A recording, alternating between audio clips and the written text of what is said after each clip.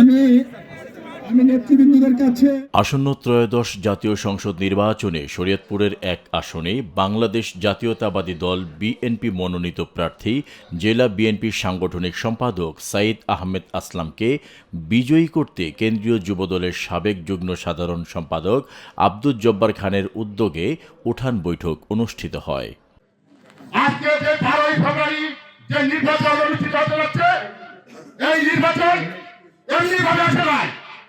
এই নির্বাচন আসার জন্য গত 17 বছরে হাজার হাজার নেতা কর্মী হত্যা হয়েছে, খুন হয়েছে, জেল খেটেছে, বাড়িঘর ভেঙে দিয়েছে। এমনিভাবে আন্দোলন সংগ্রাম করে আমাদের জনগণের দাবি, আমাদের গণতান্ত্রিক অধিকার, ভোটের অধিকার এবং আমাদের কথা বলার অধিকারের জন্য যে আন্দোলন করেছি, সেই আন্দোলনের প্রেক্ষিতে দেশি সরকারকে বাংলাদেশ থেকে বিতাড়িত করে আজকে একটি অন্তর্বর্তী সরকার প্রতিষ্ঠা করার কারণে আজকে আমরা 12 ফেব্রুয়ারি একটি নির্বাচন পেয়েছি। সেই নির্বাচনে আমাদের যেই প্রার্থী, সেই প্রার্থীর পক্ষে আমরা স্বতঃস্ফূর্তভাবে কাজ করব।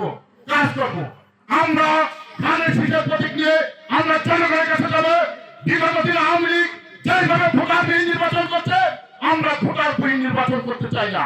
আমরা গ্রামের প্রতিটি ঘরে ঘরে, প্রতিটি বাড়িতে বাড়িতে গিয়ে মা বোনদের কাছে ভোট ভিক্ষা করে একটি গণতান্ত্রিক পদ্ধতিতে, বাংলাদেশের গণতান্ত্রিক পদ্ধতিতে আমরা সাইদ আহমেদ আসলামকে নির্বাচিত করে, ধানের শীষের প্রার্থীকে নির্বাচিত করে আমরা সংসদে পাঠাবো।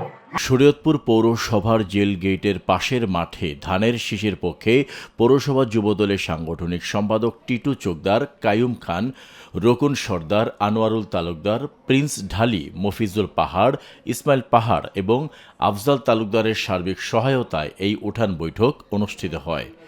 ভোটারদের সঙ্গে সরাসরি যোগাযোগ, উন্নয়নের অঙ্গীকার তুলে ধরা এবং নির্বাচনী বার্তা পৌঁছে দেওয়াই ছিল এই বৈঠকের মূল উদ্দেশ্য।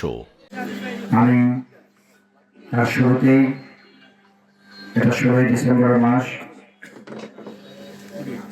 আমি যারা আজকে আমাদেরকে এখানে কথা বলার সুযোগ করে দিয়েছেন, যারা গণতন্ত্রের অধিকার নিয়ে কাজ করেছিলেন, বাক স্বাধীনতা ফিরিয়ে এনেছিলেন, পাক হানাদার বাহিনী থেকে দেশে বিদেশে সকল শত্রুর হাত থেকে যারা ভোটের অধিকার ফিরিয়ে আনা দেওয়ার জন্য যারা তাদের আত্মাকে উৎসর্গ করেছেন, তাদের জন্য এবং স্বাধীনতা পরবর্তী আজ অবধি যতবারই গণতন্ত্র হুমকির মুখে পড়েছিল, বাক স্বাধীনতা হুমকির মুখে পড়েছিল, ভোটের অধিকার পূর্ণ হয়েছিল, সাংবাদিক ভাইয়েরা তাদের কথাগুলো পর্যন্ত রাখতে পারেননি এবং সেই কাজ করতে গিয়ে অর্ধবধি যত মানুষকে, যত মা বোনকে, যত ভাই বোনকে জীবন দিতে হয়েছিল, আমরা তাদেরকে শ্রদ্ধা করে স্মরণ করে আমি আমার বক্তব্য শুরু করছি।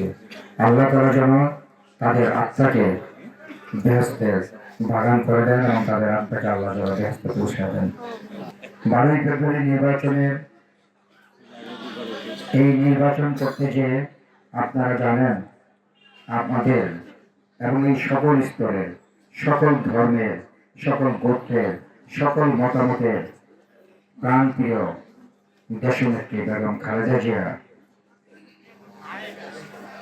এবং তার সন্তান, যাকে এই দেশ থেকে বিতাড়িত করে দূর দেশে পাঠিয়ে দেওয়া হয়েছিল, সেই জনাব তারেক রহমানের বলিষ্ঠ নেতৃত্বে এবং আপনাদের সকলের সমর্থনে গণমানুষকে সাথে নিয়ে আজকের এই ভোটের অধিকার ফিরিয়ে দিয়েছেন। সেই 12 ফেব্রুয়ারি নির্বাচনে বাংলাদেশ জাতীয়তাবাদী